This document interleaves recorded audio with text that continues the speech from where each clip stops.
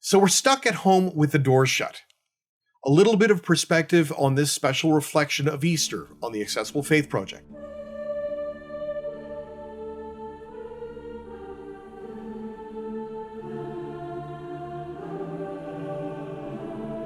Hi there, I'm John and welcome to the Accessible Faith Project. If you're new here and looking for insights into the Bible, faith, and history in ways that engage your brain, then please hit subscribe and that little bell icon so you can be notified anytime I upload a new video. Ever since social distancing began in response to the COVID-19 virus, I've been using the resources of the Accessible Faith Project not just to provide educational resources, but also worship ones. This is one of those videos. So here we are, stuck at home with the doors shut. But it's Easter. Christ is risen. We should be out celebrating.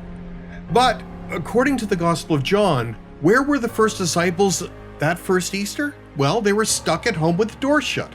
And where were they the next week? Stuck at home with the doors shut. Or maybe we've learned something new about celebrating Easter. This past Easter Sunday was the most unique in my lifetime. My family gathered at home around the TV where we joined in the worship service that I had uploaded to YouTube the night before and published just before our normal worship time on Sunday morning.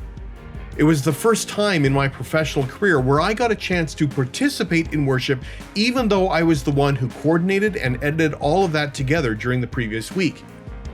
It allowed me to celebrate Easter in worship without having to make sure all of the cues were taken care of, that I had all my sermon notes together, that the prayers were in place. That had already been done, and I was able to join with everyone who participated in it. So together, with 5 churches across 2 provinces, we worshiped together, even though all of us were stuck at home with the door shut. We were able to cooperate in a way that we would have never have thought about when Lent began at the end of February. All of a sudden, circumstance had forced us to be the church in a different way, and we've been trying to adapt to this new reality on the fly. But in many ways, in those early days of the first Easter, that different way of being was only beginning to dawn on the disciples. In the midst of loss and fear of being out in the public sphere, as the Gospel of John tells it, they were stuck at home with the doors shut. Pandemics are not new to Christianity, and every time they have happened, the faithful have adapted to new ways of being the church. Beyond the worshiping online that we've now found ourselves doing, there are other things happening. Rather than sitting and looking at our watches or calendars wondering when this will end, we've started to do things a little differently.